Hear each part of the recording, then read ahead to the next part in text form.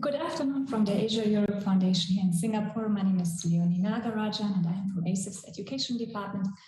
I will be your host today, and together with my colleagues Freya Chopol and Quentin Fayed from ASEF Edu's youth team, I warmly welcome you to the 4th ASEF Young Leaders Summit on Sustainable Development in a post-COVID-19 world.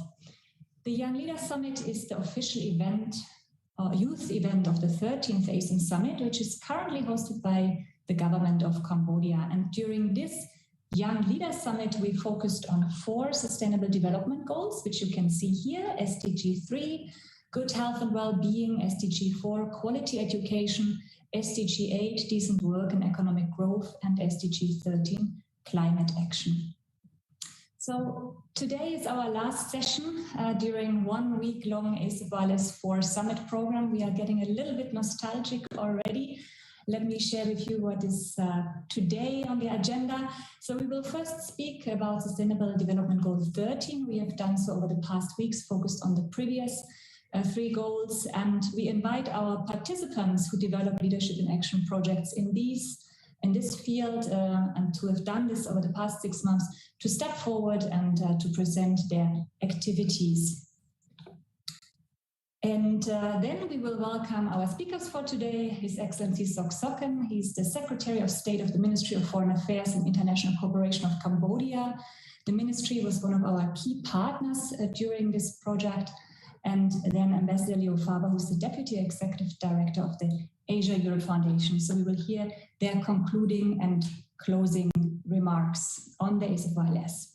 Afterwards, we have a closed-door farewell session with our participants. And as for all our sessions this week, we have note-taking services available for you. So please refer to the link which we have provided in the chat. We also have our PowerPoint slides and presentations accessible and screen reader friendly. Again, a special thanks here to James Chan from Singapore and to Parka Supianov from Kazakhstan. They have helped us tremendously over the last months to keep this project as accessible as possible. And now let's have a look first, before we go in depth into the Leadership in Action Program presentations, what the ASEFYLS4 was about. You can see here an overview. There are a lot of building blocks in our program, and I highlight a few key ones. We started in February with an intensive knowledge building phase on the SDGs. We had webinars, we had intercultural online collaborations, we had a number of communication campaigns, and we also organized virtual youth dialogues with ASEM leaders. Then in June, we got more concrete. We went into an action phase and we grouped our participants in 15 teams. These participants then jointly developed and implemented leadership in action activities on a local community level, but also virtually. And they contributed with these towards the achievement of the SDGs. Yeah, and now in this summit week, we get together again, we reflect about the last 6 months, and we present to you the outcomes of these leadership in action activities. A few more words about them. As I said, they focused on one of these 4 ASEFYLS4 thematic areas, SDG 3, 4, 8, or 13. Definitely, they have been all wonderful examples how young people can lead and promote and drive sustainable development. Today, we have 4 presentations on SDG 13, and then after each presentation, we have a short discussion with the audience. So if you have any question, if you have any encouragement, comment on the respective activities, please write it in the chat, and we are happy to address them. With this, I hand over the floor to our first Leadership in Action project under SDG 13, which is on food forests, and we have Visal and Lisa with us today, who are going to present. Lisa, Visal, please, the floor is yours. Thanks, Leonie. Hi, everyone. It's nice to see you all. Let me just share my screen. And we can begin. Wait, I did not share the sound. Share the sound. Okay. Okay, can you all see? Yes, thank you, Lisa. All right. So I'll be talking about Project 12, Food Forests. So I'll start a bit with the context of the project. So as we know, climate change poses an urgent threat to humanity. During the last century, atmospheric carbon has increased rapidly due to human activities. With an increasing world's population, it is becoming difficult to feed everyone. Food security is already a huge problem, and it's only going to get worse. Within the range of solutions that are being pursued to combat and mitigate the impacts of climate change, one emerging method is the development of food forests, which leads us to our project, Food Forests Global. Our aim is to empower the next generation of food forest pioneers and to showcase different food forests around the world by means of short videos or documentaries disseminated through a social media campaign. So what is a food forest? Let's take a look at one of our videos.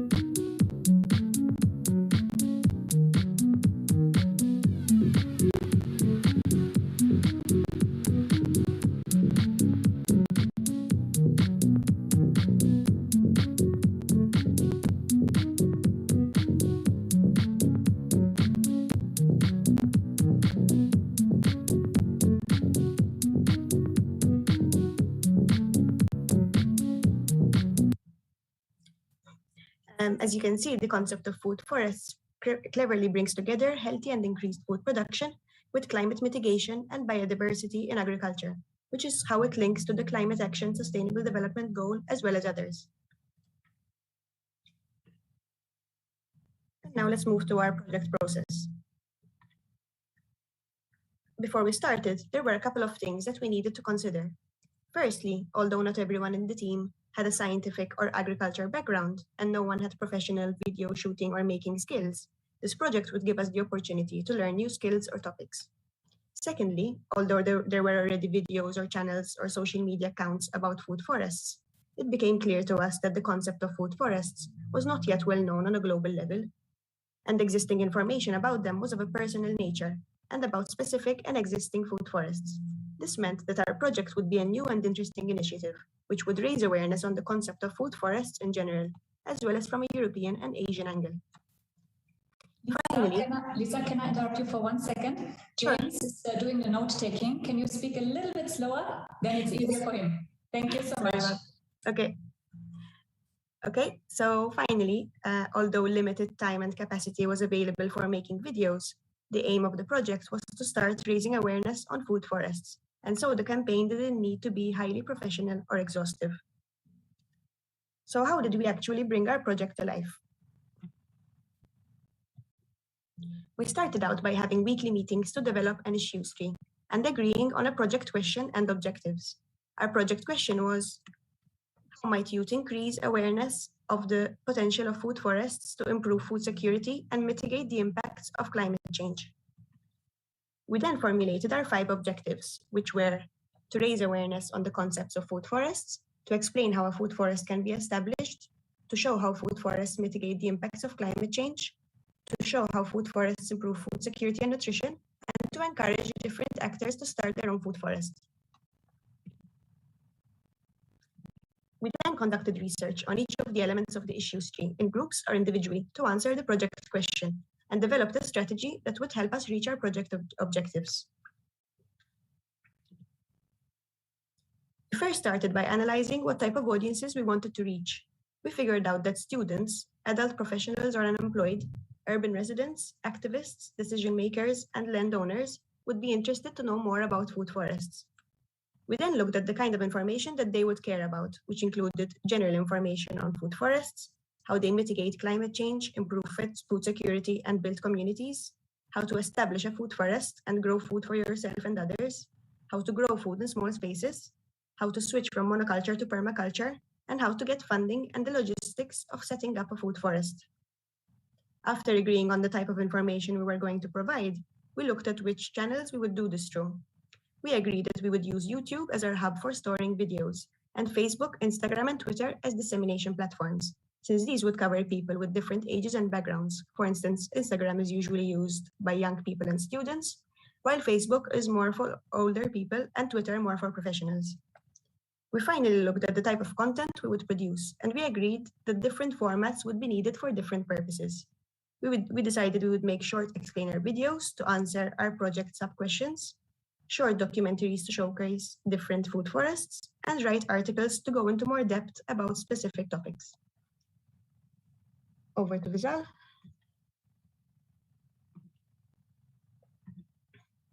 Thank you, Lisa, for your explanation of the overall picture of our project. So I will be explaining to you and presenting to you what tasks were needed and what roles were assigned to each of our members. As you may already know, our goal is to promote awareness and to inform the public. Therefore, we believe that by doing research, managing or coordinating projects, managing social media, writing scripts, doing interviews, writing articles, and producing videos were critical to the success of our project. During this phase, we were able to find out that many people have varying interests in different areas, and we delegated different tasks to different members according to their academic and professional needs and paths. And to do this, we surveyed each and everyone's interest on a master sheet, and we gathered what they wanted to do and what they do not like. And one of our key accomplishments was creating a logo for this project. As you may see earlier, we have the Global Food Forest logo. We outsourced this to an outside consultant who were really passionate about our project. And through this, we were able to convey the concept of food forest. You can see the food and the fork and the spoon signaling that it is food, and you see the forest. And the green stands for nature and yellow stands for hope. So we were really pleased with that, and we can now use this as a trademark logo for our project and well beyond this summit. And we had many discussions before this to talk about the logo, what meaning we want to convey to the public. And now we are very proud that this is our, how you could say, intellectual property used for this specifically project for forever. And we were also able to do interviews with the local farmers and experts, and we have put together many pamphlets to us to discuss about their views on food forests. Although it is a new concept here, we hope that the public will be well more, and together they can learn what the 7 layers of food forest mean. So over to the project assurance. So over the last couple of months, I've managed to produce several pieces of content that we have shared through our social media platform. They include one campaign, Food Forest, and the value of growing our own food in our own backyard in order to tackle food insecurity and greenhouse emissions that result from high usage of gas in transportation of food in the business ecosystem. And furthermore, we have 4 explainer videos on what food forest is. We want to inform and educate what food forest is all about, what the layers consist of, and what food security and nutrition mean in this process. Lastly, this is a big overarching objective that we want to achieve is to tackle climate change. So by establishing food forests, we can store more carbon gases within those plants so that we don't emit more in the future. And 3 short documentaries on food forests were done and published on our YouTube channel in Switzerland and Australia through Emmanuel and Arthur. We have a local expert, Mr. Daniel Liss, who is from the University of Bonn, from the Faculty of Agricultural Sciences, who helped explain what food forest is, the different kind of crops that can be grown, and how we can emit the forest system into our own backyard. And in Australia, we had Jessica and Rob telling us about their friendship in doing this together, and they really encourage us. If you really want to do food forests, you should do it together. You should enjoy pruning together, learning about permaculture together, and through this way you can create a community. And we have 2 articles written by Lisa and Martina. One is celebrating World Food Day and the progress that we've made to end hunger, and to explain the stats that are really, really alarming. 3 billion people on the planet still lack enough food, and 2 billion people suffer each day on lack of nutrients and malnutrition. So through food forests, we hope that we can be more sustainable in our food production, and we can grow our own food, and we can distribute them even more to help those who are falling behind in the development gap. And by doing so, in the article, she advocated for food forests to mimic the diversity of the natural forest, and to mitigate the impact of big rainfall and extreme weather events. So you can mitigate the risk through this system. And on another article, Martina wrote on a local food forest in Parma, Italy, called Picasso, and its history. And the owners explained to us the main difficulty in setting up the food forest, but also the big achievement and opportunities to inform the public more. The benefit of this is producing good and healthy food for all, and the creation of an oasis of biodiversity, a place to meet people, new people, to take care of nature, to show solidarity and inclusion. And she welcomes all kinds of researchers, from agricultural scientists to economists, to come and psychologists, to come and understand how food forest is really benefiting not just food, but the overall ecosystem. And she went on to say that the main difficulty is not financial support, but rather the support for the promotion and the dissemination of managing urban green areas.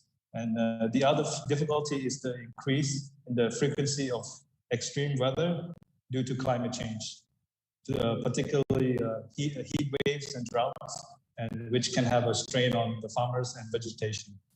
So with that, I want to show you some stats on our social media. We're really... Lisa, the connection is not really good. If we try again with you, or we continue trying with you, but if you break up, maybe Lisa can come in and okay. Can you hear me now? Can you hear me? Yeah, it's the connection breaks up from time to time. Please continue, but if not, then if I could ask Lisa to just support, that would be great. Okay. So we have 26 posts and 26 posts on Facebook.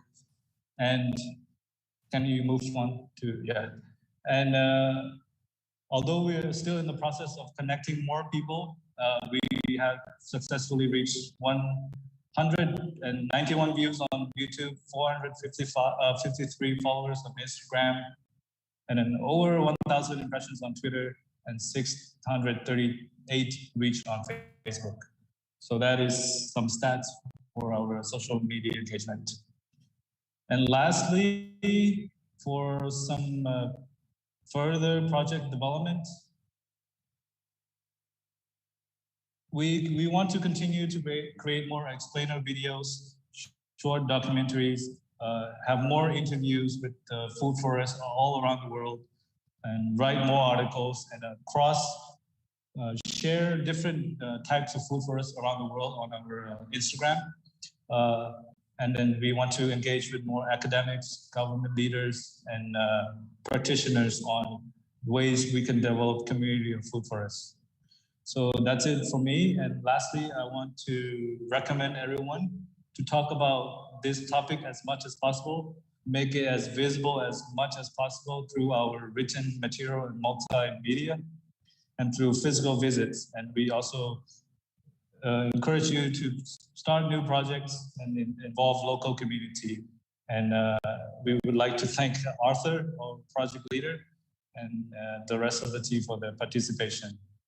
It was overall a really great learning experience, and we hope to connect with you further down the road. And these are our contact info. You may follow us and have a look at our content. Thank you very much. Thank you so much, Lisa and Lisa. I think in a true sense, you planted a lot of seeds. The seedlings are growing. The community is growing. And we saw this social media within a short time. You have already quite a number of followers. And what you showed with us today in the presentation, it was really, really nice to see the in-depth of your work, starting with the research, Arthur, and some of you have shared with us also along the way continuously the progress. So we know how much has been done as well. And I'm happy to see that despite the pandemic, you were also able, in the moments when it was safe, to go out, to talk to the relevant people, and to make this project really also a community activity and showcase what is in your immediate neighborhood and what can be done in that field. You also received a number of comments from your peers. Alicia from Russia says, great job, team. She has followed us, followed you on Instagram and Facebook, very insightful stories about the complementarity of different plants in different climates and environments. And Aira is also saying it's a really amazing way for knowledge production and creating awareness. So kudos to you. So we saw in your logo that you want to go global. You want to spread across Asia and Europe. This is great, and a lot of success with that. As it is our last session for today, I will probably ask all of you, also the following presenters, and this is a bit of a concluding session, to share with the audience what was your personal learning experience during this project, and also what have you learned being part of an intercultural team across so many time zones and two continents. What have you learned and how have you grown together as a team? So if I could ask you these two questions, your own personal learning, it can be something content-wise, it can be something on a soft skill level, and then the question about the team, how were you able to really commit and make this happen throughout the last months? Maybe Lisa can start. Sure. So I think through this experience, I became more conscious of the food that I consumed and about the different methods there are of growing food in a sustainable way. I didn't really know much about permaculture before, so I enjoyed doing research about permaculture and food security and food sovereignty and climate mitigation. And I also learned how to make videos, which is really useful for my job, and it's also fun. It was interesting to work with people from different countries and from Asia and across different time zones. It was a bit of a struggle, but I think we worked it out pretty well. And it was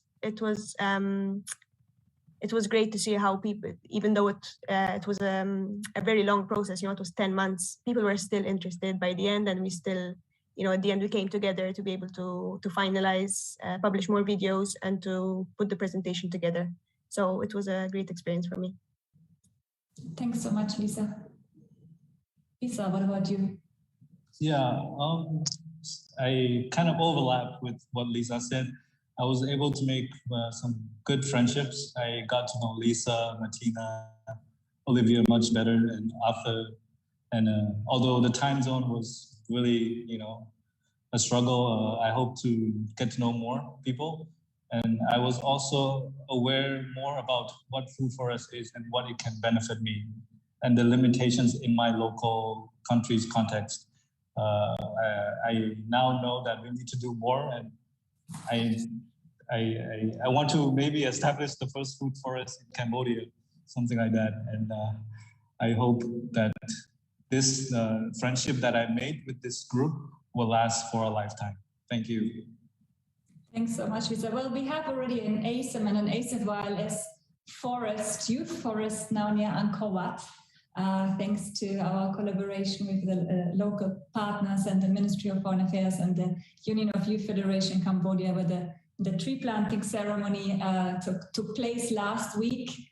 So why not add it with a food forest? That would be great. Okay, on this topic, I'm actually handing over to the next project team.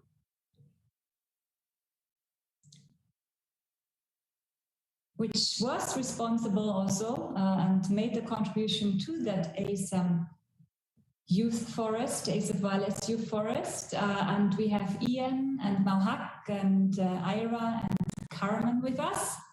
And we are happy to learn more from you about higher education for climate action. And of course, then the event last week, we saw several photos on social media, videos. It was definitely a memorable experience. So the floor is yours, please. Thank you, Leonie. So we shall begin our presentation. So good day once again to everyone. We are from the Higher Education for Climate Action and Waste Management team, and this is under SDG 13. So there are 4 of us here today, and together with all the other members that are also part of this team. So this is the outline for our presentation today. And next.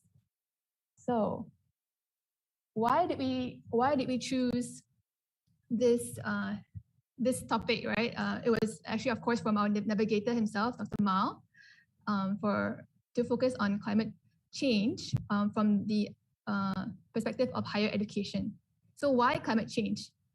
And I think Lisa summed it really well earlier in her presentation that all of us, wherever you are in the world, we are experiencing extreme weathers, temperature rising, forest fires, floods. Yeah, so it affects every one of us. And from the angle of higher education, if you can see in the logo, the little tree guy is wearing a mortarboard. So that symbolizes higher education. So why higher education is because of it actually helps to enhance capacity and distribution of knowledge. And it provides science-based assessments to policymakers. And of course, through education, we influence not just the institution, but also families and every part of society. And this also ensures the sustainability of knowledge when it is passed on through institutions.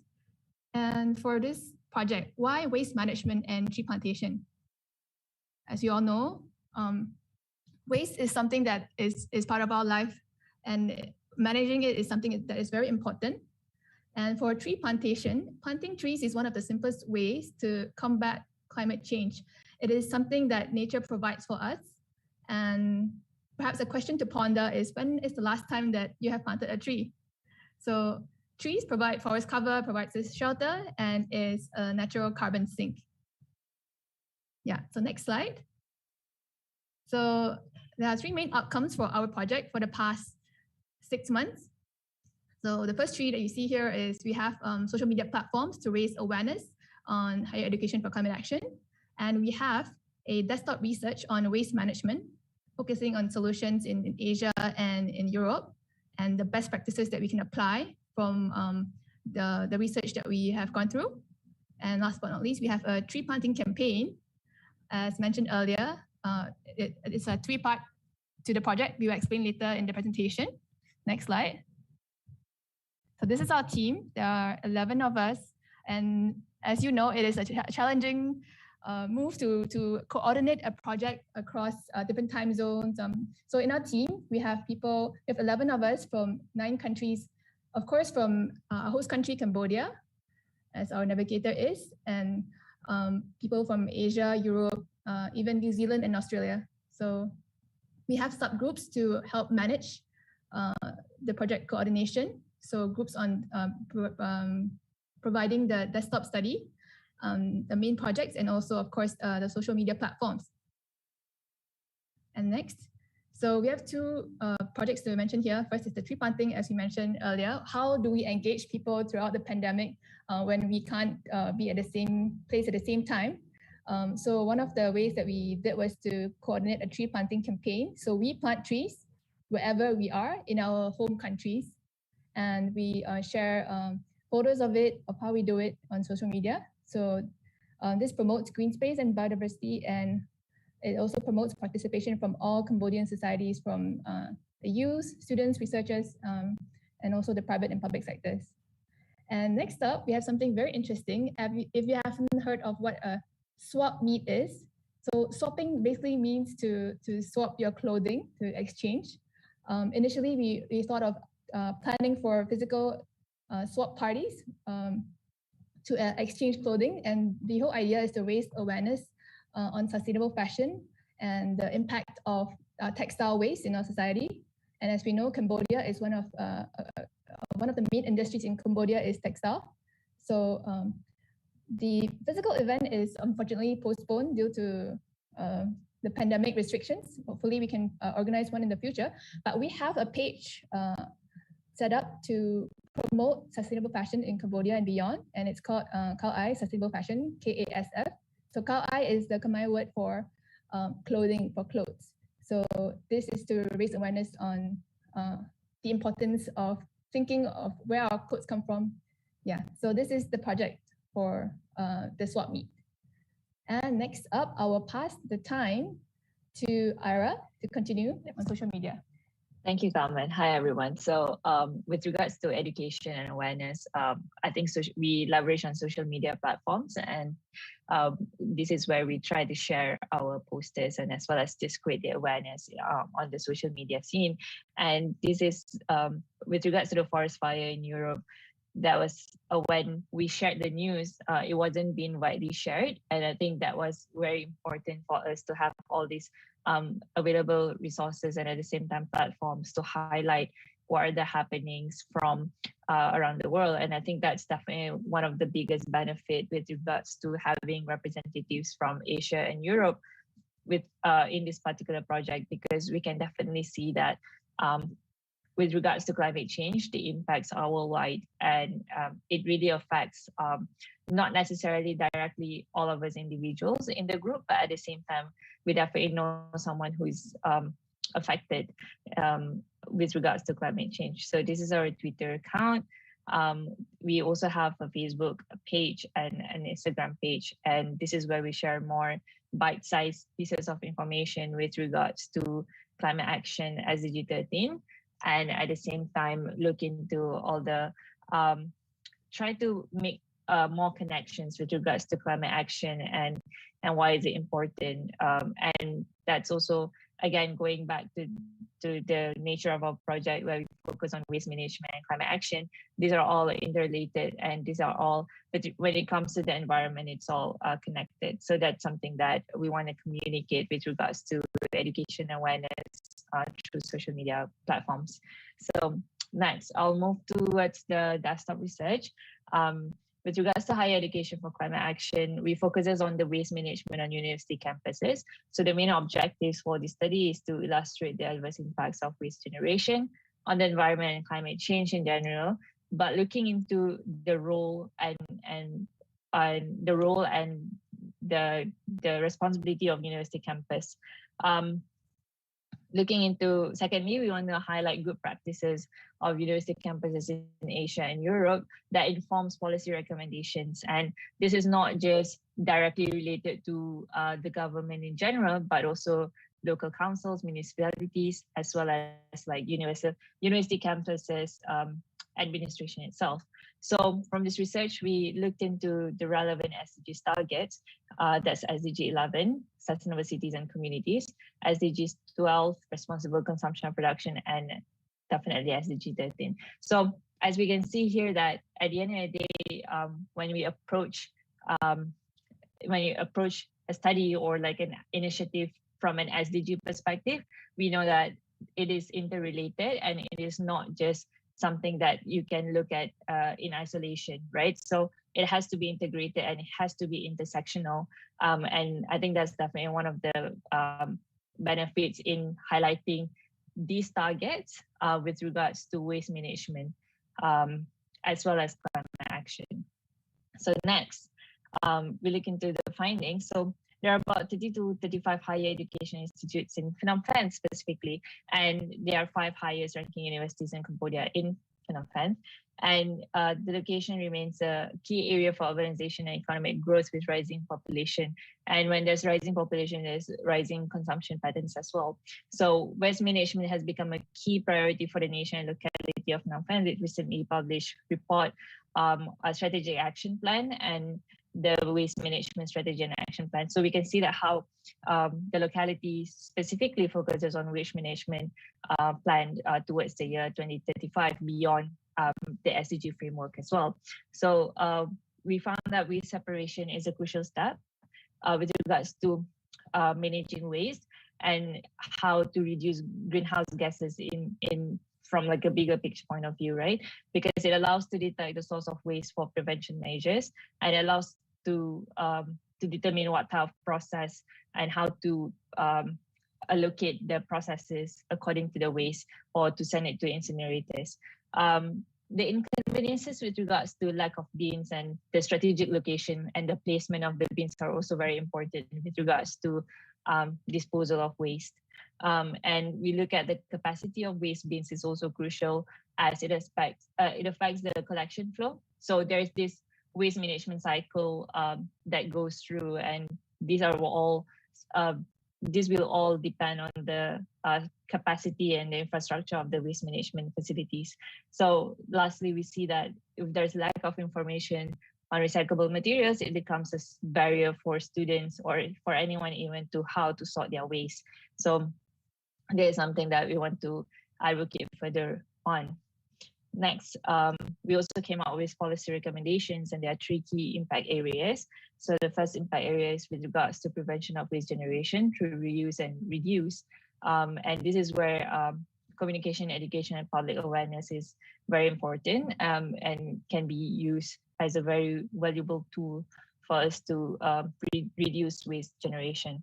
Secondly, with regards to coherent governance towards holistic waste management. So we want to look into the decentralized coordination, especially with the role of local authorities and municipalities. And then particularly in the developing countries, there's like informal waste pickers and how to integrate them in the recycling value chain. We want to look into how to implement green procurement measures in public institutions, to strengthen the enforcement of the following legislation that is present in Cambodia right now. So there's the sub-decree on solid waste management, the interministerial declaration of Inter-Ministry of Environment, and there's also the sub-decree on urban solid waste management.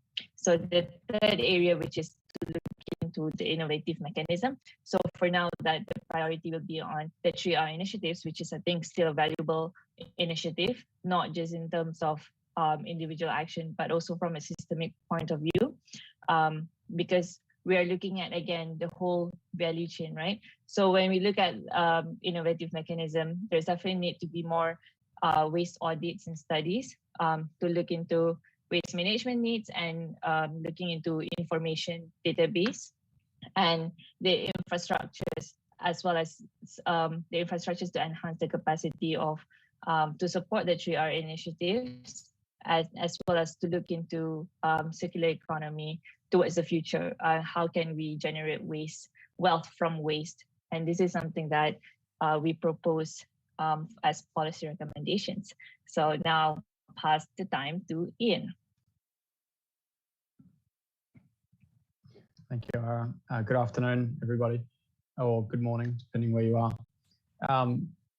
So I will talk through the tree planting campaign, which we were very privileged to be able to host or attend for those that were able to on Thursday last week.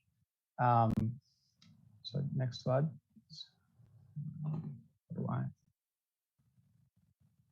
Do we have next slide? Thanks. So we started the event prior to the physical event. Some of our team members, you can see on the left, were planting locally in their cities trees at any opportunity, and producing a little video to talk about planting locally and minor impacts or minor contributions to helping with climate action. And next slide, please. Next one. Thanks. So the event on the 18th of November, which was Thursday last week, was an incredibly well organized and executed event, and absolute credit to the team that was involved in that. We had huge support from the Ministry of Environment, and it started with an arrival at sort of 6 or 7 a.m. watching the sunrise over Angkor Wat, which is such a fantastic and historic site. The delegates arrived, and it was an excellent chance to talk and discuss in this natural park, part of the UNESCO World Heritage Site, and followed shortly by Apsara dances and traditional martial arts, referencing the rich history of Cambodia and Angkor. From them, we had a speech from His Excellency Sok Sok Ken, who introduced ASEFYLS, of course, talking about ASEM as well, and the event itself. And then a very passionate speech by His Excellency Hun Mani, who talked about, amongst other things, the initiatives in Cambodia currently to combat climate change, and what the government is working on here. So that was then followed by the physical tree planting.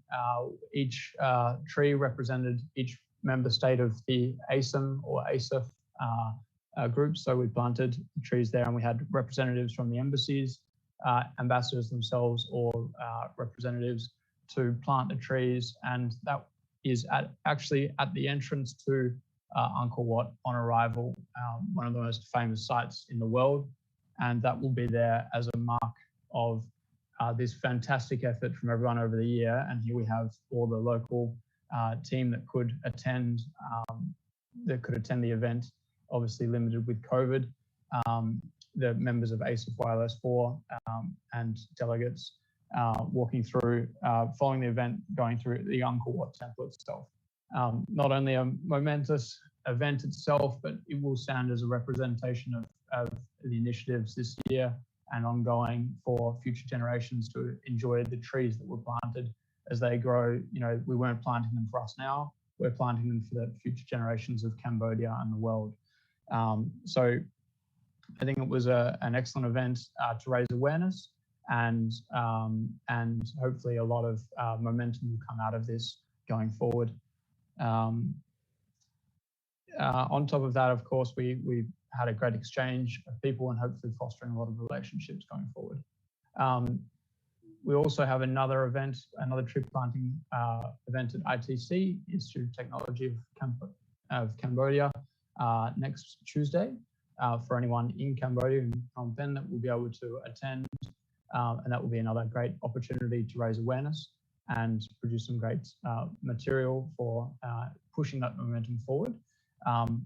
Additionally, we're finalizing the research report, which is an integrated report on the events, activities, desk study, and waste collection. Now I'd like to hand over to Bong Mao. Thank you for your time. Yeah, thank you very much. First, I just would like to express my sincere thanks to my team for hard, patient, and collective work that we have spun together thus far, even with different time zones and different cultures, but we could make it happen, and we could produce good results. I would like to give a few points in addition to what my colleague presents. First, I want to say something about the background why we choose this topic. As you may know that right now the world not talking about climate change, but we're talking about climate crisis, that we need to take urgent action in order to respond. And on this, you can see that even Cambodia, with more frequent and more severe impact of climate change. And we witnessed even the last several weeks, it flood in the Phnom Penh city, during the COP 26 in Cambodia flood, So I think it's evident, and the country in Europe also experienced such kind of a climate crisis. Second thing, why we choose education, as you may know that education is the good place for capacity building, as my colleague said. Beyond that, right now the country like Cambodia, we do need research oriented. It means that we want to get more concrete and precise evidence in order to develop policy and strategies for climate response. If we don't have this kind of strong research, I think maybe it's difficult for us to prepare strategies or policy, and climate change is a long-term activities that we need to take into account. So research and education institutions play a very important role. Cambodia do need it. And of course, as you may know that only education that can change the perception and the practice of the people. And of course, this is the place that we should start. And I think it's the right place that we want to convince the people, not only now this generation, but also for the future generation to take climate response into account. And second for us, and third for our activities, I think there's a lot of activities that we can do in order to address the climate change. For example, in energy sectors, transport sectors, industries, building, and so on and so forth. However, for the purpose of this study, we choose only waste collection and tree plantation. It is very easy and simple for implementation, as my colleague said.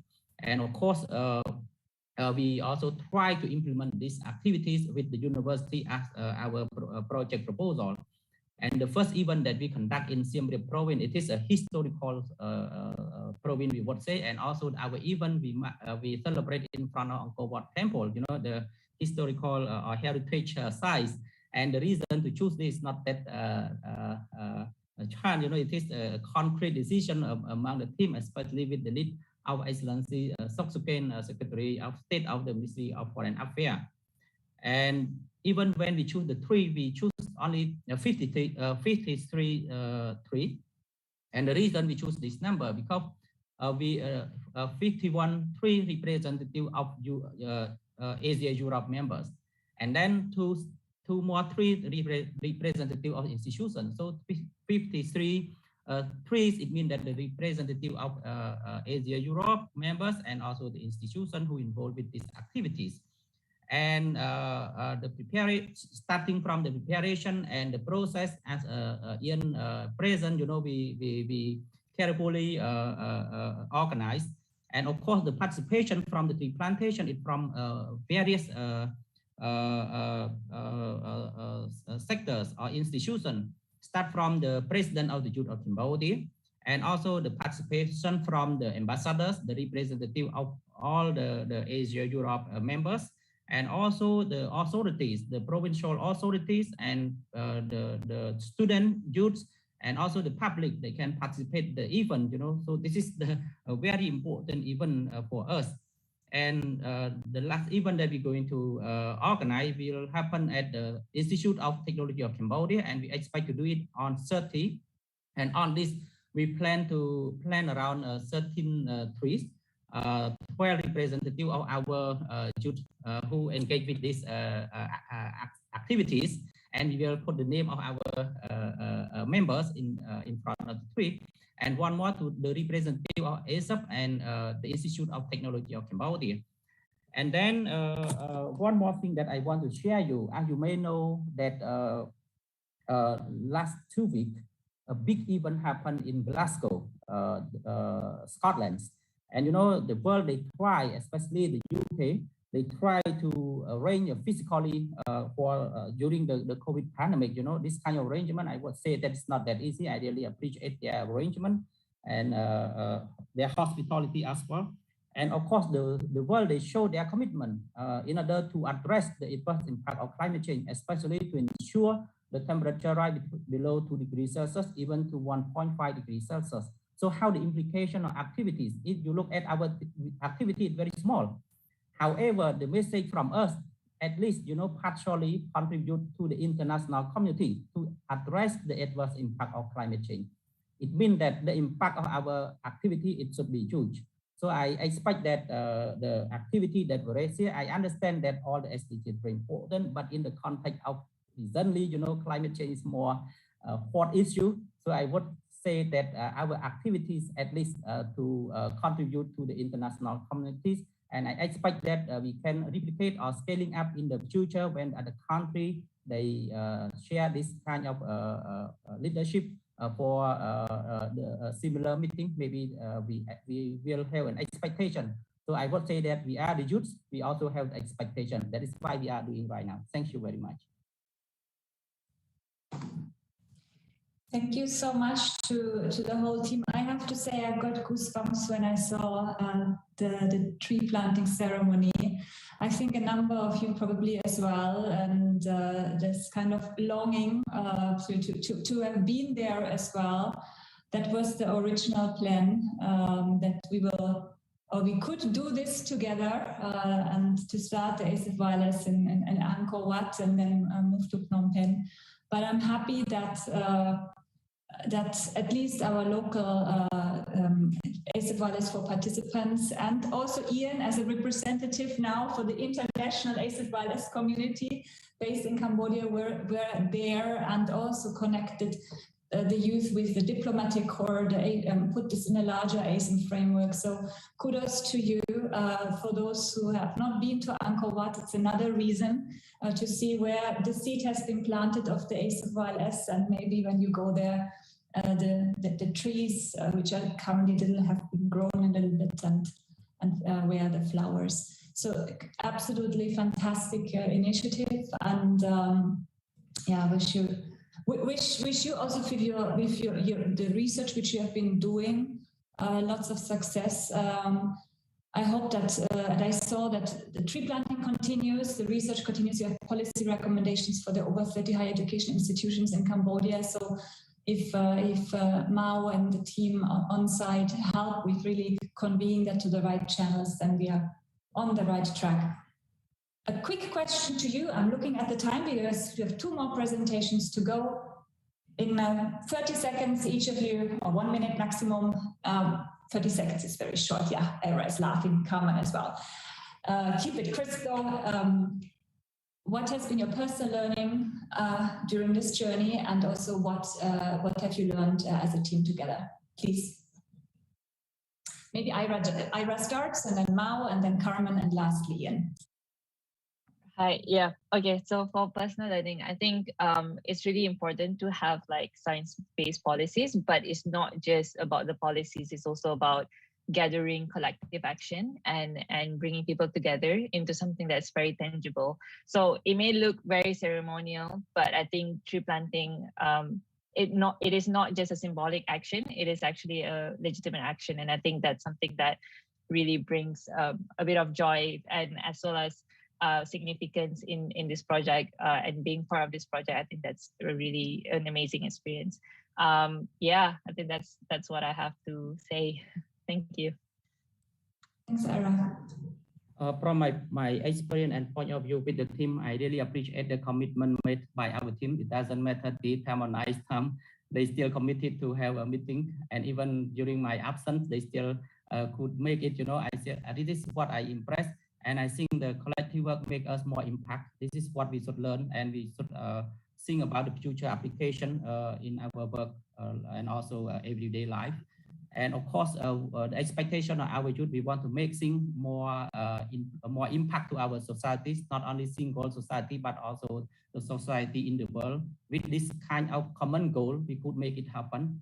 And I once again just reiterate my word that I really appreciate this kind of collective work, and I hope that we can work together in the near future. Thank you. Thanks, Mao. Carmen? For me, it would be that change is actually possible wherever we are at, and that despite not being together physically in one place, anything is possible with the technology that we have these days. So I am very encouraged by my team for their commitment, and also all the other delegates that have put in so much time throughout the past 10 months. Yeah, you can tell your future children or children like in the future that you have contributed to this program during the pandemic, and definitely would visit Angkor Wat one day to visit our trees. Thank you so much to ASEF too for organizing this. It's a really meaningful and structured way of engagement, and yeah, we are proud to be part of this. Thank you so much to our team. Thanks, Carmen. And I read out the comment which you just posted in the chat. Let's plant more trees wherever we are. Yes, maybe. If there's a possibility, go ahead and continue the ASEFYLS Youth Forest. Ian, you have the last words for your group. For me, it was an absolute pleasure. I completely agree with what everybody in the team has said here. Collaborating virtually with a diverse team from around the world during this very difficult year that many of us have been through, ups and downs. And we've fortunately had a very passionate team. People have been willing to step in when others have been unable for their whatever reasons. We also had at the beginning a very solid team structure. We had very clear defined roles. And I think that really helped to subdivide all the different tasks and responsibilities. And it gave us a bit of a backbone to fall back on. And it was an absolute pleasure to see everybody in the team really putting in and executing and making it all happen. And that's as well to the ASEF group, Leonie and Freya and everyone in the team there throughout the entire organization. Well done. Thank you.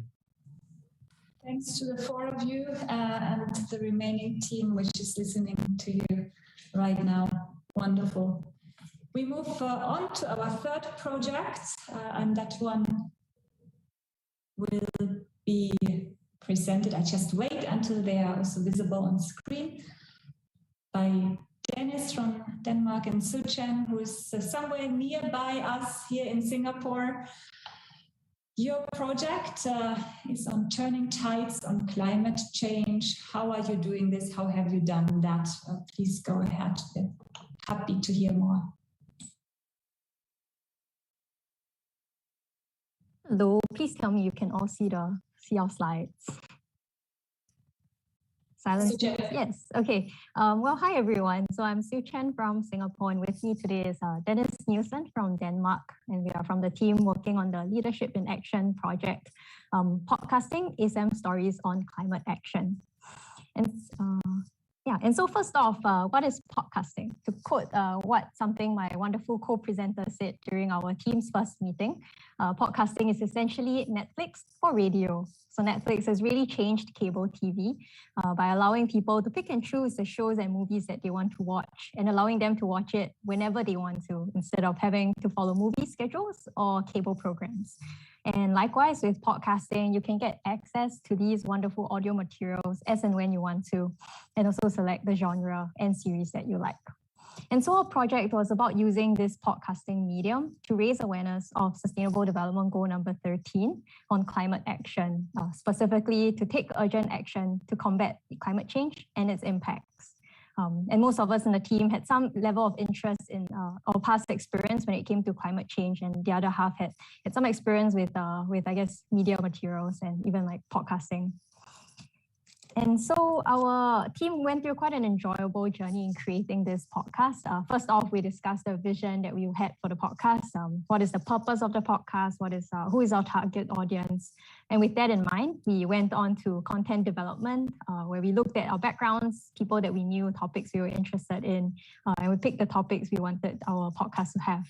And after that, we contacted people, interviewed them, and edited the recordings to make them presentable. And finally, we published our podcast. So one of the first things we did was to settle on our podcast name.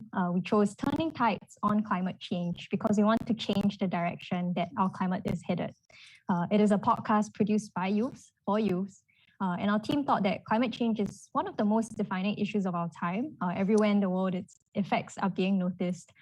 But we need more than just facts and figures to inspire people to take action. We need personal stories and experiences told by the very people on the front line of this issue. And so our objective was to interview some of these people to raise awareness on the roles that different people can play in climate action and empower people to take action. And so we are proud to announce that as of today, we have 3 episodes published and 3 episodes published and a teaser video. And each episode is around 20 to 30 minutes long. So a lot of labor of love went into them. The first episode that we published was on Mock COP. So one of our team members, Kelsey from Australia, had participated in Mock COP last year, where she interviewed one of the youth organizers for this episode. So to give some background on Mock COP, in 2020, COP26 had been postponed. And so during the period that COP26 would have taken place, over 330 youth delegates gathered online, and they represented over 140 countries. So they gathered online at Mock COP26. And it was a very powerful statement showing the ambition and dreams that young people have worldwide. And the conference culminated in a global declaration to world leaders with policies focusing on 6 aspects of climate action. And so the podcast was about how the conference was run, the thinking and the vision behind the conference, and I guess the next steps that the climate activists had. And so it was very inspiring seeing how like youth could really step up and make change on a global level. And the second episode that we published was on Blajishka. It's the first zero waste restaurant in Bulgaria. Our team member, Roberta from Bulgaria, reached out to the environmental entrepreneur and founder of the restaurant. And the founder is very passionate about zero waste and the circular economy, and she encourages people to embrace it in their lifestyles. A key food for thought that was raised during the podcast was how can we treat waste as a resource? And I guess this is similar to what a lot of the previous groups have also talked about. And so it was interesting seeing how a business can incorporate environmental consciousness in its operations and model. And the founder of the restaurant also shared a lot of personal stories of how she got started on her own zero waste journey. And once again, it was a very inspiring episode, and it gives you a very different perspective to climate action. And so with that, I now pass the floor on to Dennis to share more about our third episode and the rest of our podcasting journey with you. Thank you, Suchan. To everyone, regardless of your time zone, hello.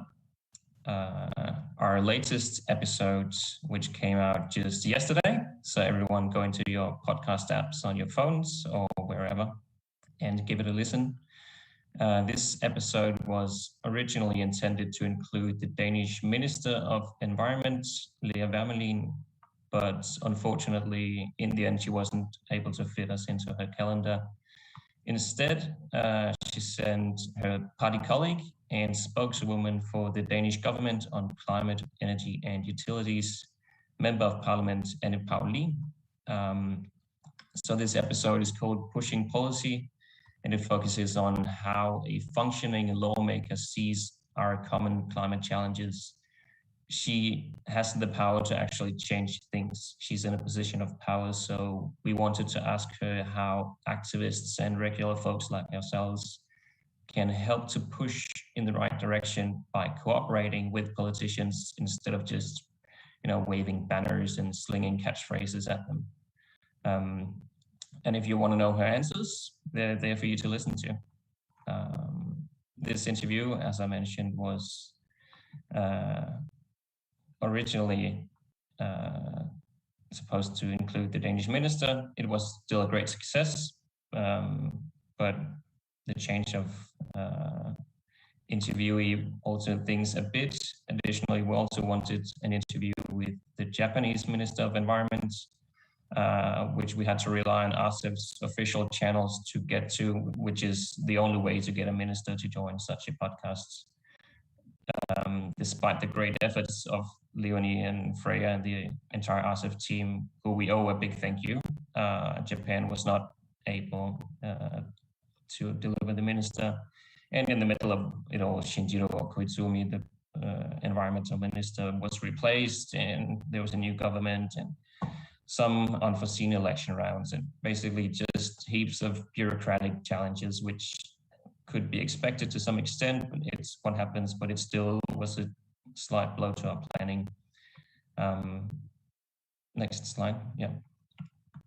Another challenge was that our navigator, Anki, who was a great force for the team, a great leader, unfortunately had to leave the project. So Sue Chen and I had to step up, and naturally this threw us off track a bit as well, and it pushed our schedule. Last thing, which also challenged us slightly, was and challenged the timely airing of our episodes, was the rights to actually publish. So we decided to rely on the ASEF logo and the ASEF name,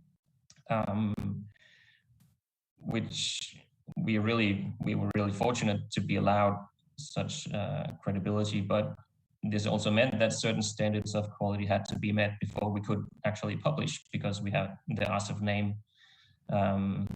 Luckily, the ASEF team again worked their butts off, and we managed to publish the episodes in time for this presentation.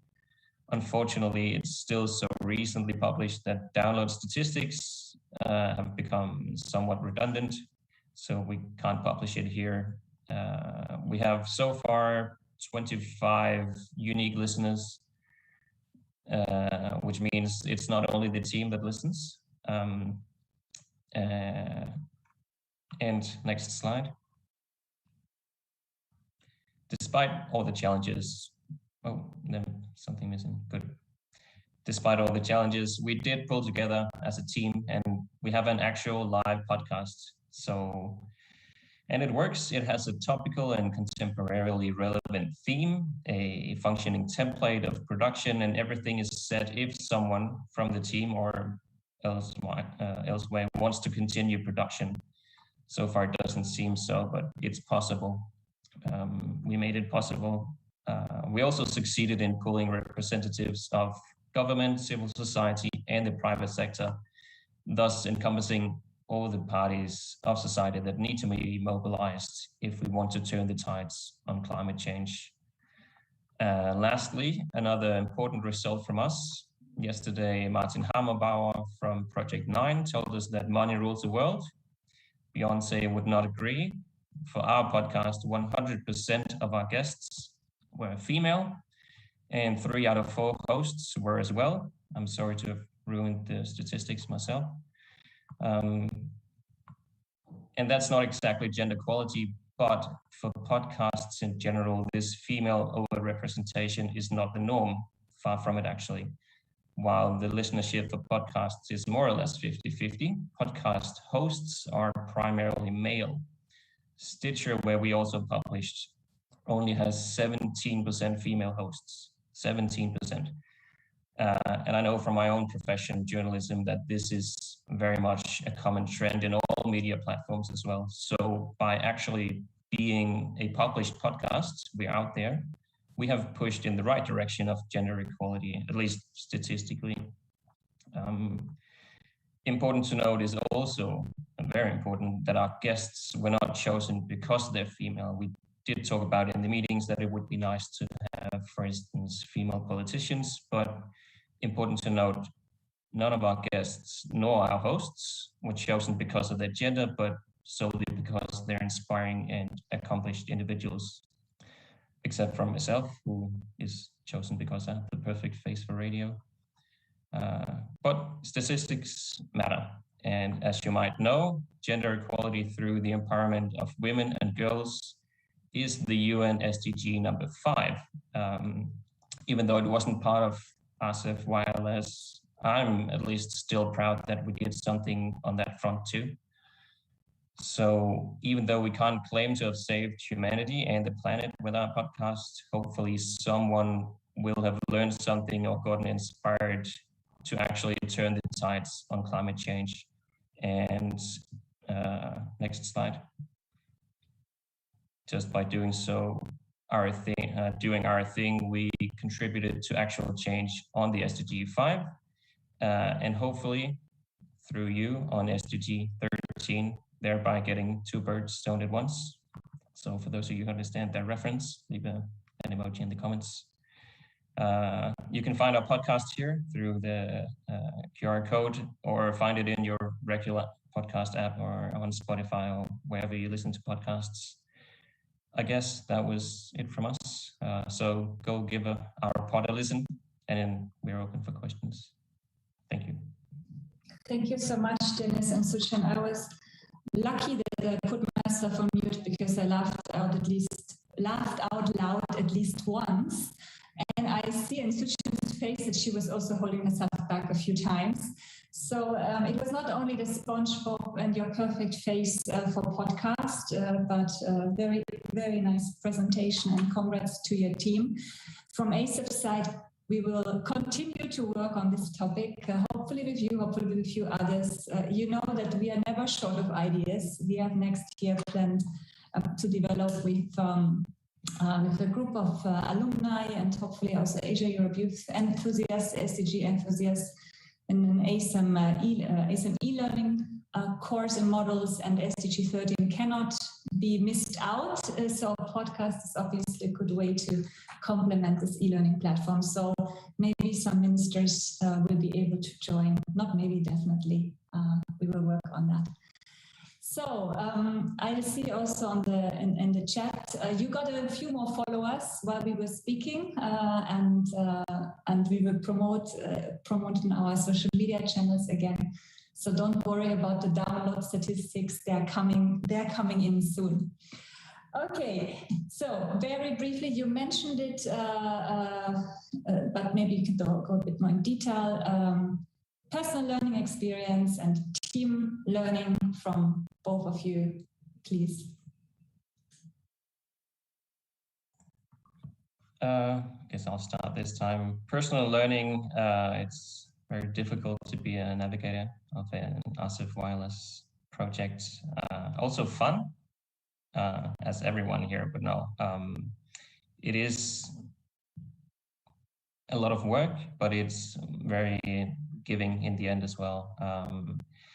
And I've done some podcasting myself before, but this has definitely not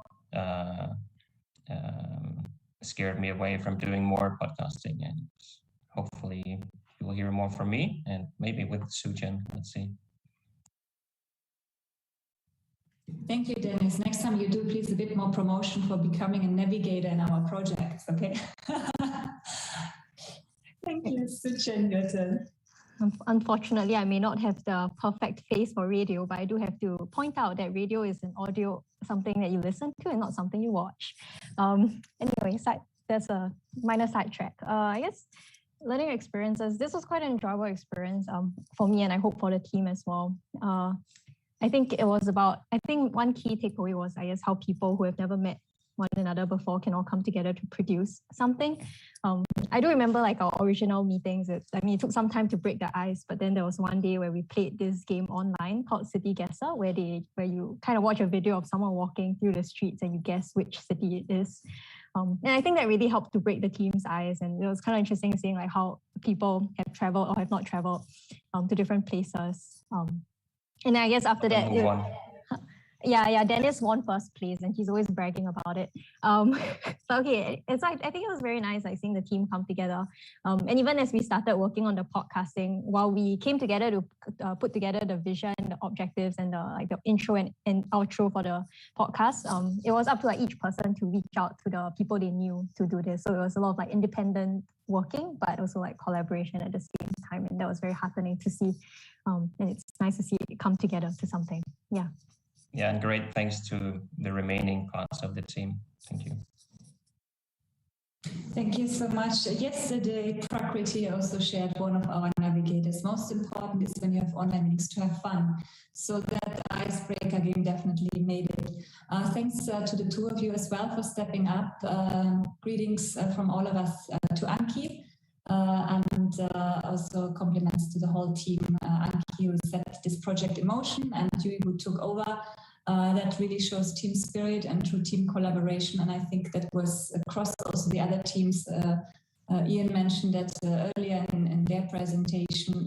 There are always moments within 10 months when you have other priorities, be it now personally, professionally, or academically.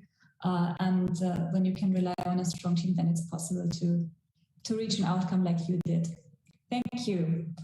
So we are moving to our last project and looking at Asia, Europe, and the world through Atlas Akayana.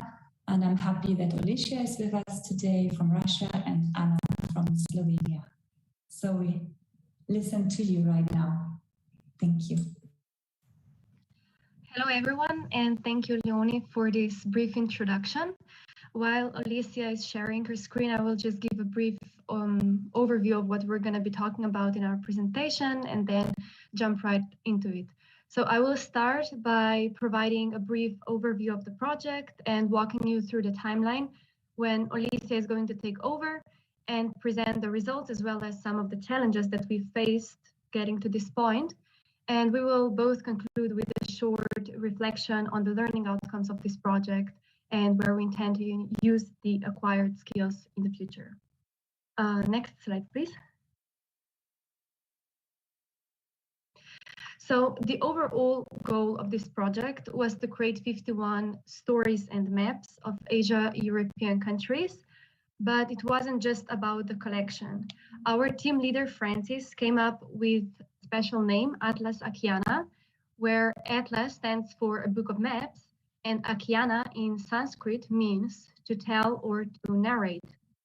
And this project aims to address SDG 13, climate action and climate change, a topic we have heard about quite a lot today, and to present the stories of young leaders on the different impacts that climate change has on the countries around Europe and Asia.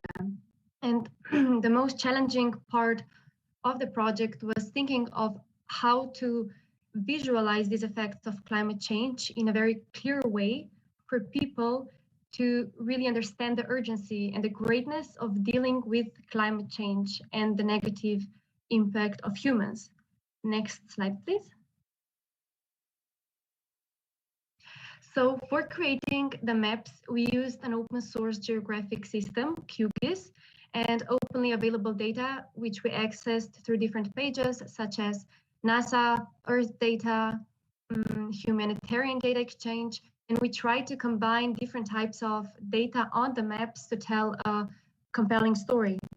And as Alicia will show in short, each team member had a different approach to creating a story and visual materials. And this project started in April when our team started to meet up for every 2 weeks for some team building activities and to discuss the course of the project. And we also decided to build smaller groups of 4 people to keep each other accountable throughout the next few months of the project. As most of us never used QGIS, so the program we used for designing the maps before, Francis designed a capacity building phase during which he organized 3 trainings that helped us learn how to use this program from zero knowledge. And during the summer months, we worked on our individual maps and stories, and the initial deadline for the submission of these maps was beginning of September, and the final Atlas copy was to be submitted on the 15th November. And now I'm handing over to Alicia, who is going to show you a little bit more on what we've done. Yes, thank you very much, Anna. And yeah, I will be talking about the results of our work. I hope you can hear me. Yeah, good, cool.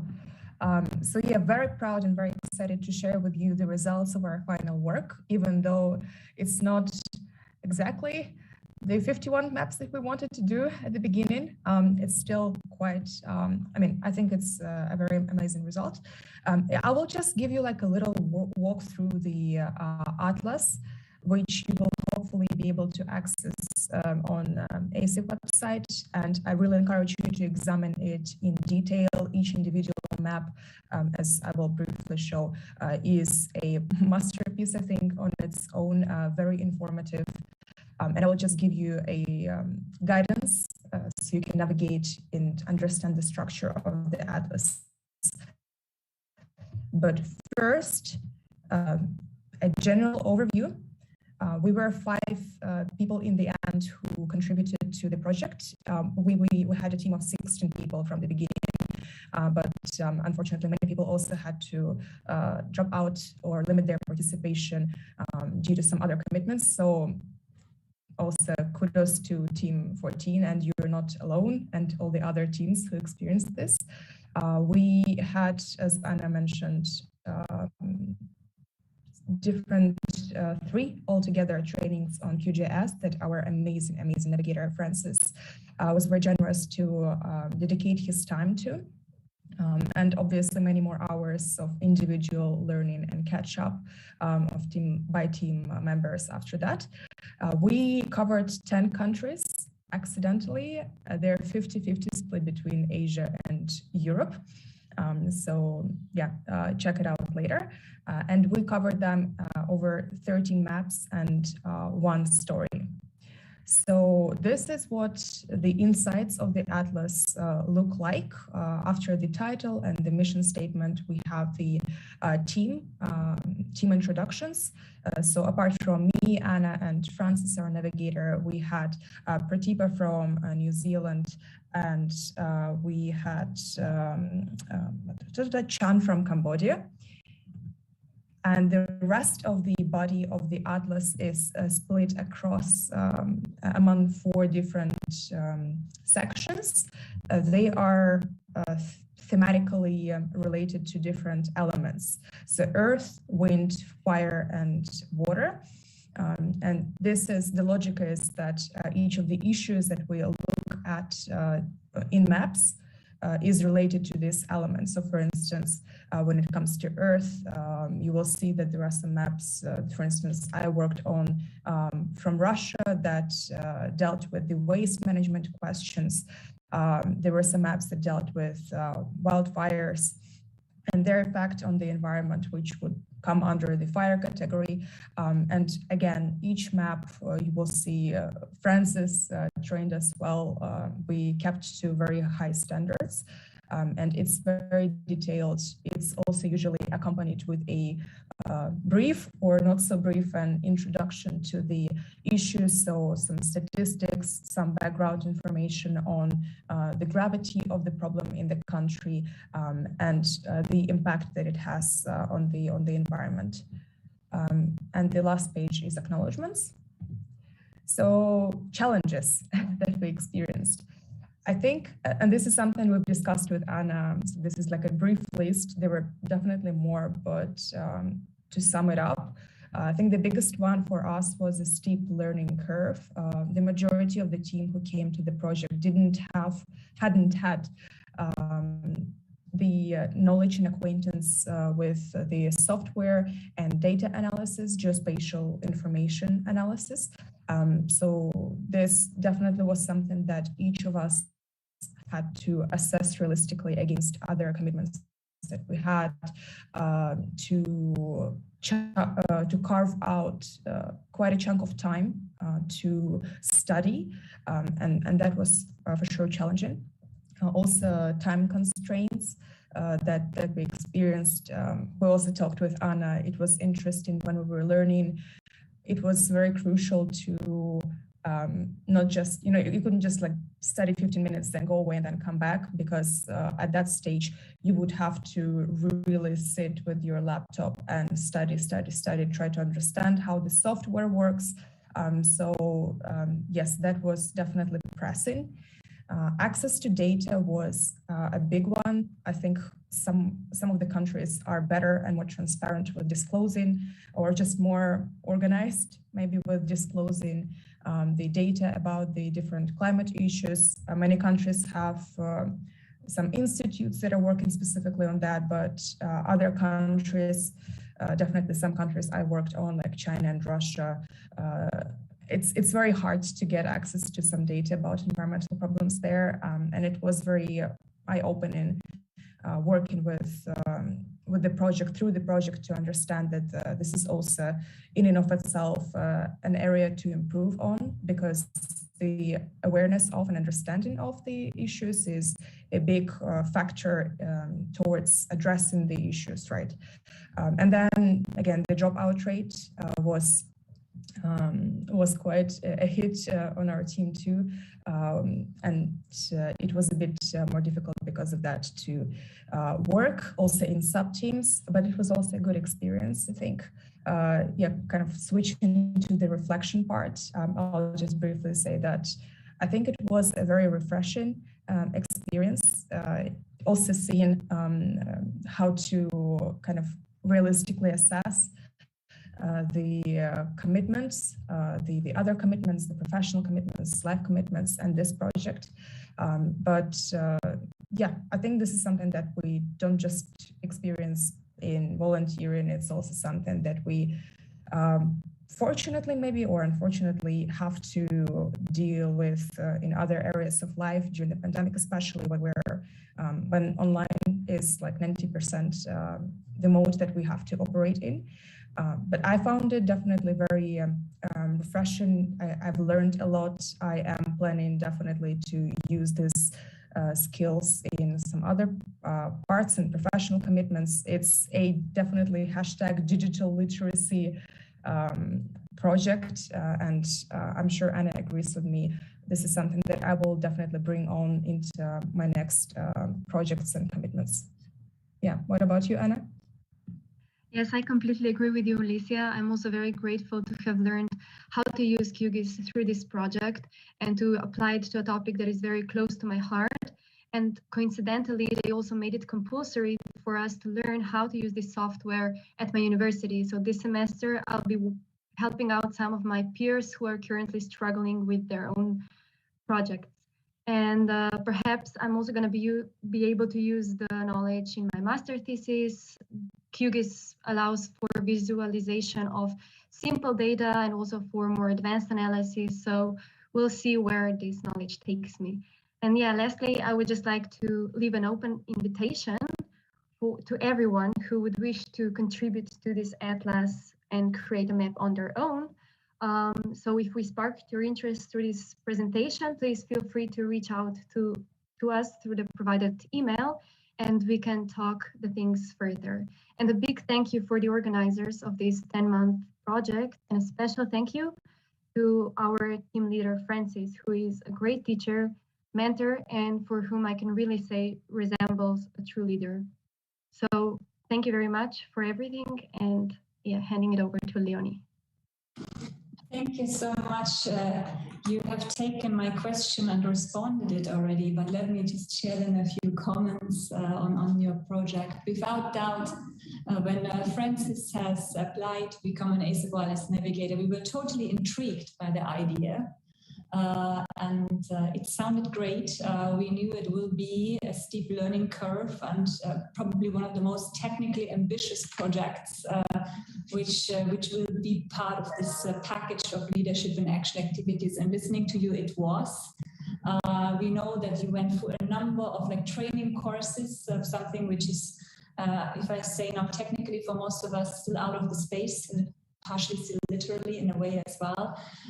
So it's great to see that the team has taken up this challenge and has completed something which is a really, really beautiful product.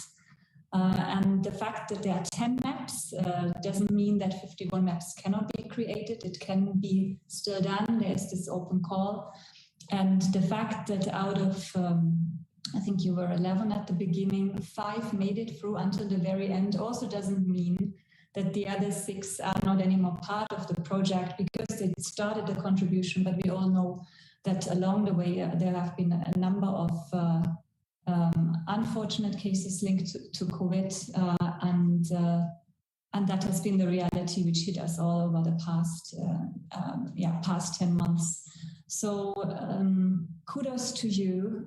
We have been following this project very closely. Francis has shared with us the drafts and the different stages, and every time we opened the document, we were simply amazed.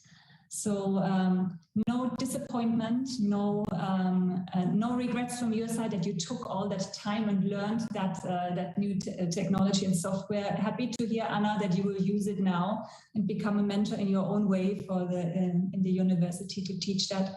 And I can highly recommend each of you who's listening to really open this and read it The stories are beautiful, written by you, and the graphics are simply, yeah, they're mind-blowing. They're really artistic, even though it's deeply rooted in science. So great job, great job.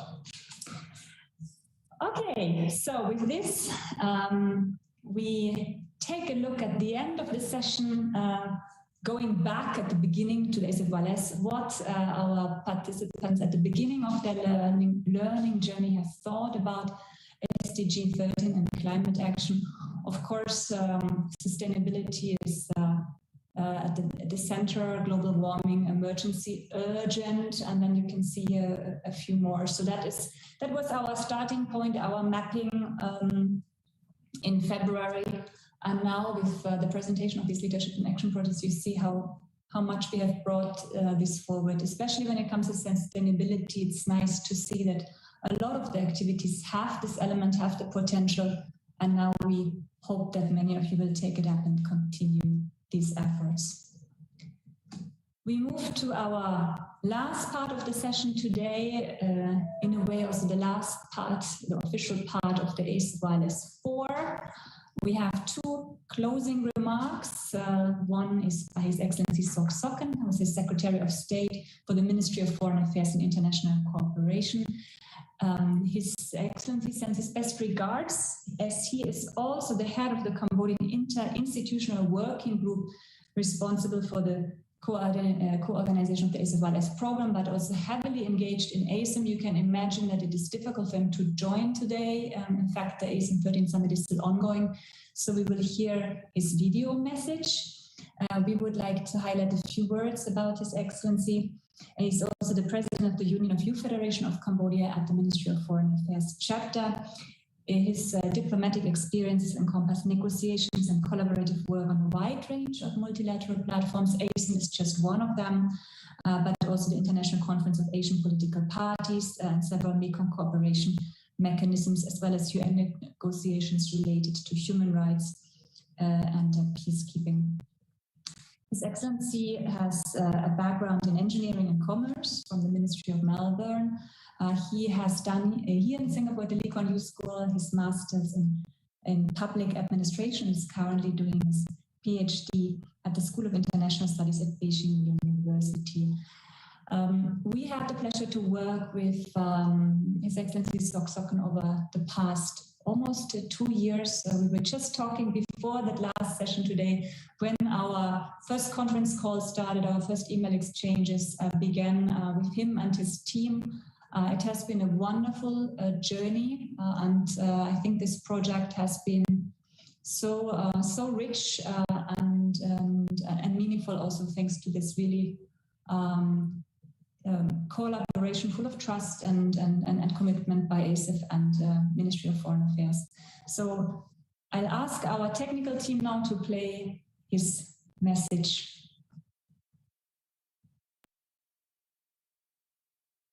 Leon Faber, Deputy Executive Director of Asia Europe Foundation, Excellencies and colleagues from various Cambodian ministries, the Union of Youth Federations of Cambodia and ASEF. My warm greetings especially go to our navigators, participants, fellow changemakers from all across Asia and Europe. It is my pleasure to see all of you again today, as 9 months ago, I addressed you during the opening session of the ASEFYLS4 knowledge building phase. You were about to begin your journey in an exceptional program that attempts to harness the energy of young people to address issues of global concern. By now, I can say with certainty and pride that each one of you can now serve as a confident and well-informed Asia-Europe youth advocate. On behalf of the Ministry of Foreign Affairs and International Cooperation, I would like to extend my warmest congratulations to Excellencies and fellow youth representatives on the successful organization of the 4th ASEF Young Leaders Summit program. I also would like to extend my sincere appreciation to ASEF and our partners for your cooperation, resources, and expertise. Excellencies, ladies and gentlemen, the growth and development of our young people have always stood at the core of our collaborative efforts, which began nearly 2 years ago. Cambodia and ASEF have worked together to ensure that this program is relevant in the context of today's world and that it offers adequate exposure and hands-on experience to build resilient, adaptive, and transformative young leaders. To ASEFYLS4 navigators and participants, you have undergone a unique edition of the ASEF Young Leaders Summit in light of, on one hand, these uncertainty and constraints caused by COVID-19, and on the other, the immense inertia to overcome for our young people to retain our audacity, hope, and optimism, and to continue our efforts toward the realization of the UN Sustainable Development Goals. Working under the theme Sustainable Development in the Post-COVID-19 World, we have managed to bring together innovative ideas and energy of youth, experts, and academics in order to formulate sustainable solutions which have materialized in our 15 Leadership in Actions projects. Over your journey, we have connected you to community leaders who are instigating and pushing forward real changes on the ground. We have also organized the ASEM Leaders Dialogue Series, whereby you have been able to interact with policymakers at the macro level. It is our intention that this holistic and multi-level approach can inspire and equip our 150 youth participants with the knowledge and insights to achieve your goals and ambitions in your chosen field. Of course, our efforts have not ended just there. Also forming part of the ASEFYLS4 is the surveying of 14,000 youth voices around the world to formulate the ASEM report on youth and leadership. Furthermore, our young people have also drafted and delivered the ASEM Youth Declaration to all 53 ASEM leaders at the ASEM 13 Summit. Without a doubt, despite the challenges, our youth representatives, our organizers, and partners have exceeded expectations in many regards. On the part of the Royal Government of Cambodia, it is my great pleasure to inform you that on the 18th November 2021, as part of the ASEFYLS4, our Cambodian Inter-Institutional Working Group successfully organized the ASEFYLS4 Forest ceremony in front of our National Pride Temple, Angkor Wat, a UNESCO World Heritage Site. This event was presided over by His Excellency Hun Mani, the President of the Asian Youth Council and President of the Union of Youth Federations of Cambodia, our Environment Minister Saisam Al, as well as members of the ASEM Diplomatic Corps, along with our fellow young leaders. 53 trees representing the ASEM partner countries and institutions were planted as a physical testament of the contribution and dedication of our young leaders in this program. What's more, the event has helped to raise awareness and promote further efforts for climate action, while showcasing Cambodia's unique, tangible, and intangible cultural heritage to the world. Excellencies, ladies and gentlemen, since the very beginning, the ASEFYLS4 program has been conducted under the rationale that there is a real need for young people to gain access to institutional mechanisms that help solve problems on the ground. While we must ensure diversity and inclusivity in policy deliberations, we must be mindful in the prevention of populism, political polarization, irresponsible advocacy, and radical indoctrination among youth. Striking a balance between passionate idealism and informed practicality is imperative should we aspire for a more harmonized and balanced world. I hope that our various leadership in action projects have inspired us to have clarity on this intricate balance. Although we have made progress collectively at many fronts, it is undeniable that we still have many difficult challenges to overcome in our respective countries, and that solutions need to be underpinned through collaboration and ownership at the local and national level. However, as your experience have shown, the solutions need to also come from multilateral mechanisms that can synergize and amplify our actions should they be guided through mutual respect, collaboration, trust, and tolerance. And some last words to our young leaders. You are the catalyst for change, and we are proud of you.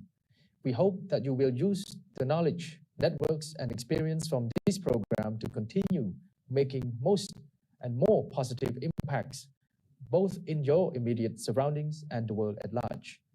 To conclude, I would like to leave you with this personal message, which I found of great relevance in our current context, with great disparities, deepened inequalities, and growing digital divide. The unfolding multidimensional impacts of the global trends have unveiled our global fragility at many different levels, which hopefully have induced our intergenerational humility in our collective actions to strengthen our society resilience. It is in both active and proactive engagement among youth across all regions that our shared hope and optimism could be prudently carried out for the betterment of our youth and societies across generations. Once again, I would like to thank the Asia Europe Foundation, our partners, and all participants for the successful conclusion of the 4th ASEF Young Leaders Summit. I wish you good health, peace, and prosperity. Thank you. As you have heard, we have with His Excellency Sokan and the team at the MFA, as well as the other team members from the ministries with whom we worked in Cambodia, true youth friends and youth advocates, and it was a pleasure to work with them over the last 2 years. Our concluding remarks today are delivered by our ASEF Deputy Executive Director, Ambassador Leon Faber. Ambassador Faber is a true Asia-Europe enthusiast, and he started already in the youth. You decided to pursue your studies in sinology, classical and modern Chinese philology, and European history. You studied in Germany, in Luxembourg, as well as at the University of Fudan in Shanghai. And then your path brought you to diplomacy. You have had also 2 postings in Asia, first in Vietnam, and before you came to ASEF, you were the head of mission of the European Union delegation in Lao PDR. You have also been Deputy Secretary General at the Ministry of Foreign Affairs in Luxembourg. So we have a seasoned diplomat who now delivers our concluding remarks and some reflections on this project. Ambassador Faber, the floor is yours. Thank you, Leonie, for the too kind introduction. I must say that I really, first of all, I really would like to say that I'm impressed. I was listening the last hour to the different presentations, and before coming to my final remarks, I must really say that I'm really impressed by all the work that has been done over the last months. So, but let me say a few words. First, the official greeting, so to say, even though His Excellency Mr. Sokan is the Secretary of State of the Ministry of Foreign Affairs and International Cooperation of Cambodia, is not present with us, but I'm sure that my message will be passed on to him. So also otherwise excellencies and colleagues and partners of our partner organization representing the ministries and the civil society organizations, of course. And then, of course, most importantly, dear ASEFYLS4 participants, and I think all the comments should go to you. So we come to, yes, indeed, I do concluding remarks here. So we come to at the 10 months long leadership journey for over 180 young people from 51 ASEM countries, which is behind us now. So this should, however, not be a concluding speech, but a reflection on the past months, the diverse lessons learned and outcomes, as well as the manifold achievements and the impact which were created. Indeed, the official program of the 4th ASEF Young Leaders Summit comes to an end today. However, we at ASEF rather like to say that we have reached another pit stop on our journey. This means we check in today with the team, with you, we tank up and get energized, and then we continue the path. Our joint destination is set: sustainable development in a post-COVID-19 world. The only difference now is the ASEFYLS4 is not anymore the driver, your driver. Each of us, all of you have to decide on your individual strategy to reach our destination and contribute to this endeavor. ASEF, and in particular ASEF Edu, has been the coordinator of this ASEFYLS4 and the journey since the beginning. Our role was not to lead, guide, or train you. Others played this part. For example, the navigators, the experts, speakers, or trainers who were invited for the web sessions, and of course, you through your peer-to-peer sessions and collaborations, which I have, the few that I have seen, for instance, today are really impressive, and I must say that. ASEF's role was to provide you with the relevant platforms to build upon, and to ensure that the supply chain of resources was not interrupted throughout this 10 months long process and amidst these challenging times when the pandemic hit us all. And I would like to reflect on these resources which have been made and will be made available for you, and share with you a few thoughts for your individual future journey. This screenshot, I must say, I'm sorry, I have my text in front of you, so I do not see the screen. Yes, it's there. I do now. Okay. This screenshot shows a session of our 3-month-long knowledge building phase. For this session, we invited Dr. Wesley Titter from UNESCO Bangkok office to share with you the roadmap, opportunities and challenges towards sustainable development going forward. But what this screenshot also shows is that it was not a one-directional lecture and presentation. The mural brainstorming web on the left side illustrates the many ideas, views, and perspectives you had on this topic. I think this is really an impressive, if I look at all the matters. So this is all your work and all the topics that you came up from culturally aware global citizens. I think that is really, again, a well illustrated example of how all of you from different cultures, how you come together as young people and build this wall. So we have the next image is a screenshot of our online collaborative platform, Slack.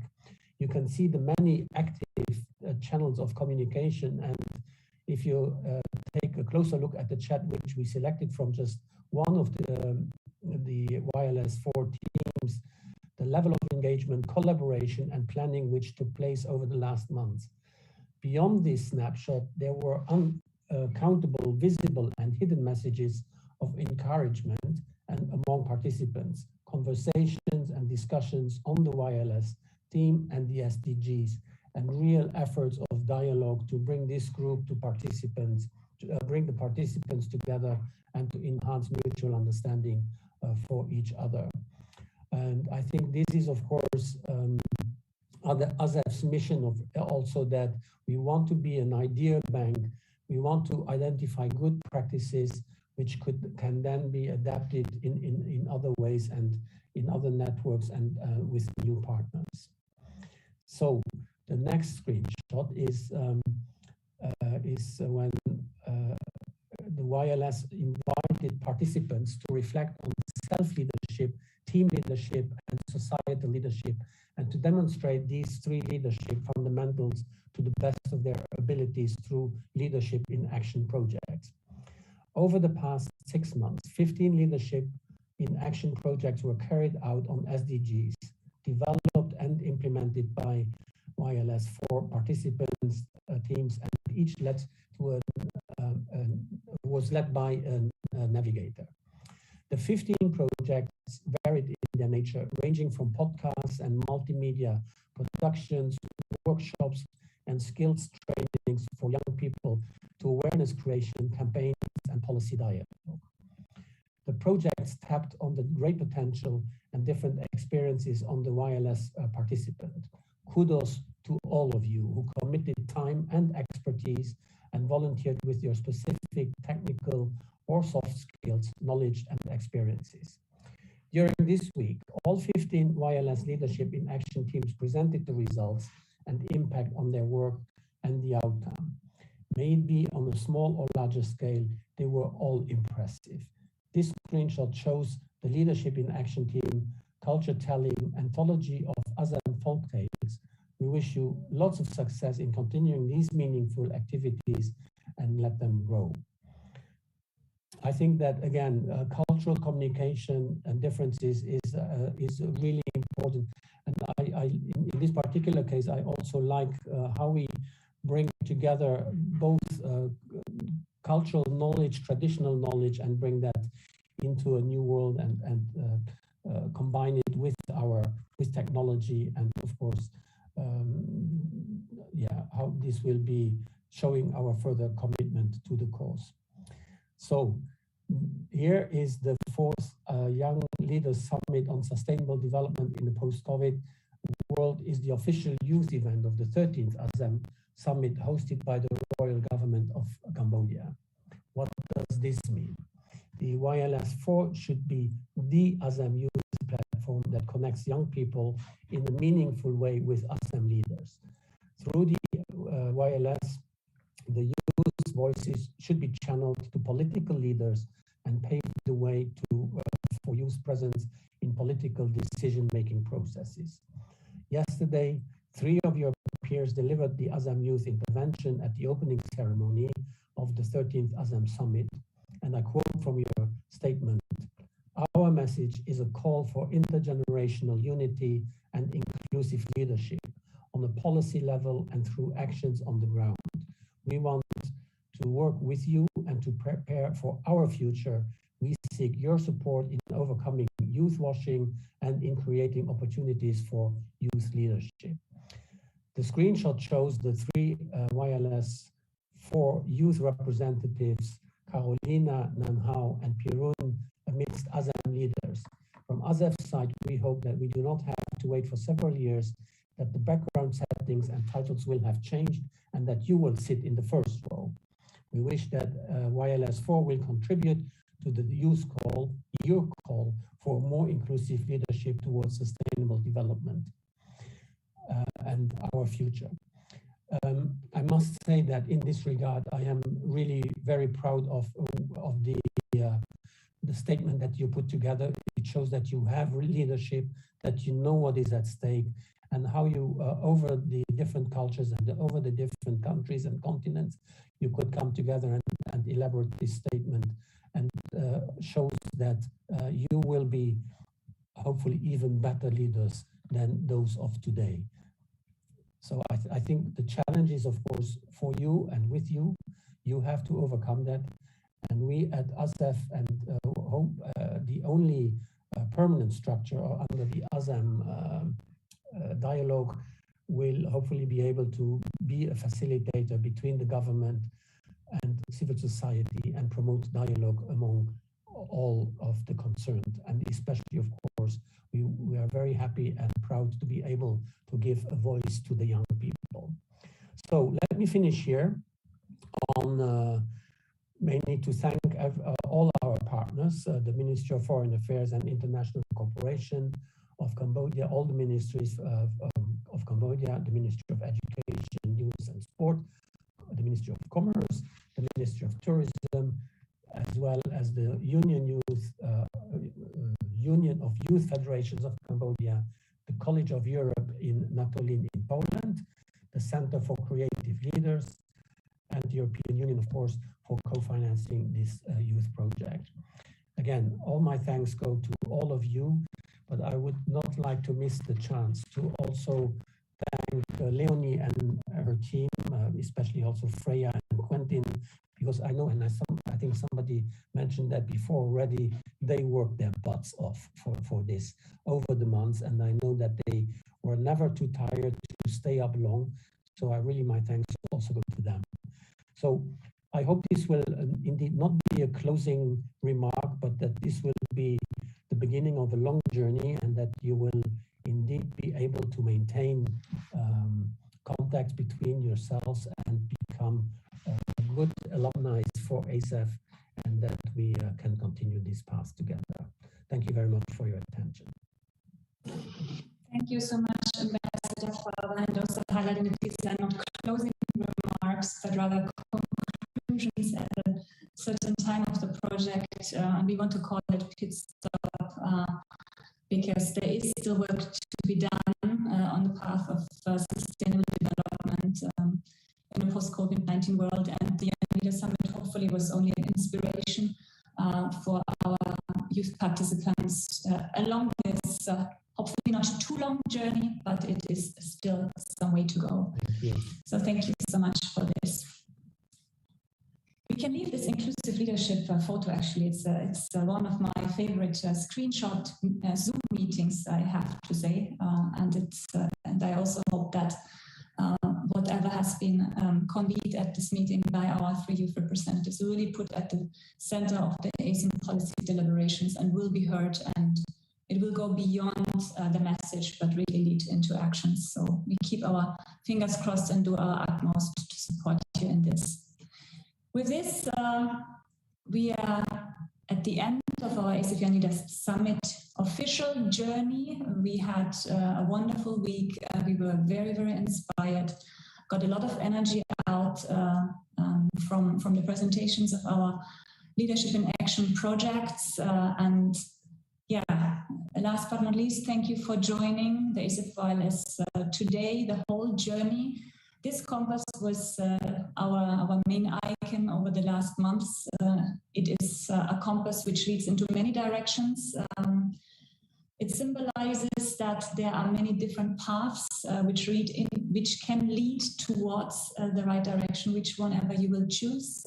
It is up to you, and we hope that we contributed a little bit by supporting you over the last months.